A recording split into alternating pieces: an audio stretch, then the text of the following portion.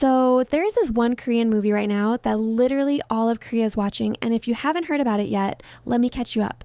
The movie is called The King's Warden. So the setup is a young king gets overthrown by his own uncle, stripped of his title, and sent into exile to this tiny mountain village in the middle of nowhere. Now the village chief, this guy named Hong-do, he hears a rumor that if your village takes in an exiled nobleman, your village gets blessed with good fortune. So he's like, okay, great, let's do that, except the person who shows up is the actual king, who has completely lost the will to live, and the whole movie is just these two. The village chief, who's kind of a lovable, scrappy guy, and this broken boy king who has nothing left. The king slowly becomes a trusted friend to the village chief, a teacher to the town's children, someone the whole community rallies around. It starts warm and funny, and then by the end it just wrecks you. Because you know from the very beginning how this story ends.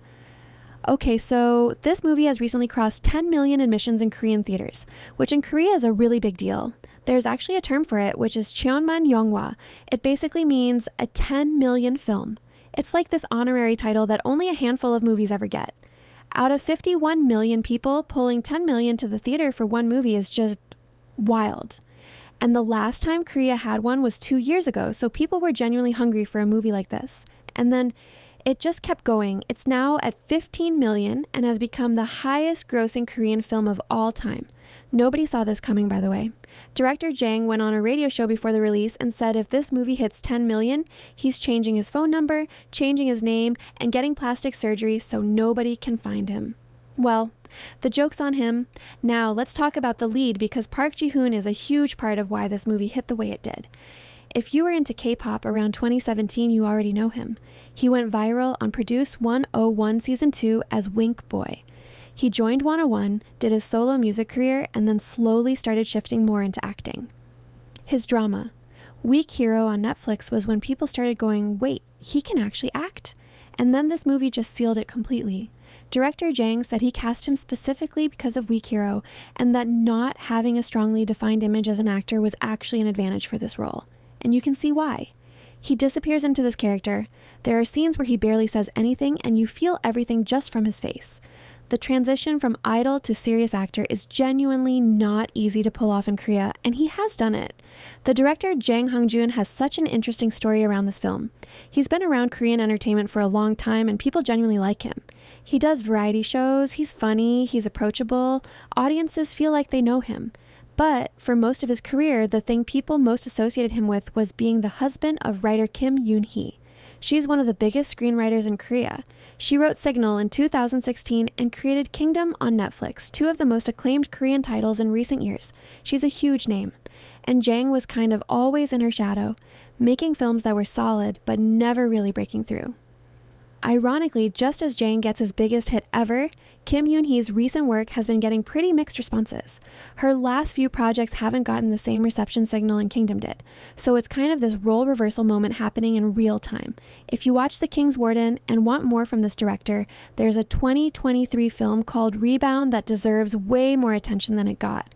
It's based on the true story of a struggling high school basketball team in Busan that somehow made it to the national championship final with only 6 players. When it came out, it only pulled around 700,000 viewers, even though audience scores were genuinely really high. It just got buried. And because of The King's Warden's success, Rebound is getting a re-release on April 3rd, so it's finally getting its second shot. If you're going to go down the Jang Hong-joon rabbit hole, add this one to the list. Okay, so the history behind this story, because once you know it, the movie hits completely differently. King Danjong's life was genuinely tragic from day one. His mother died giving birth to him. His grandmother died soon after. Then his grandfather, King Sejong the Great, died. Then his father died when Danjong was barely 11 years old. This kid lost everyone before he even started ruling. Then his uncle staged a coup, had the king's loyalists killed, and by 1457, the 16-year-old was exiled to a remote mountain valley and died there a few months later. After he died, his body was thrown into a river. There was a royal decree saying anyone who recovered it would have 3 generations of their family punished. But one local man, Aom Hung-do, buried him anyway. That act of loyalty is basically the whole heart of this film. And it's not just Koreans who can't get enough of this movie. Non-Korean viewers keep saying the same thing, which is that they went in knowing nothing and still completely fell apart by the end. Reviews internationally have called it emotionally resonant, haunting, humorous, and one of the best films of the year. The friendship at the center of this movie is just human enough that it crosses everything, so if you haven't watched it yet, go watch it and bring tissues. That's really all you need to know. If you have already watched, let's chat in the comments. See you all later.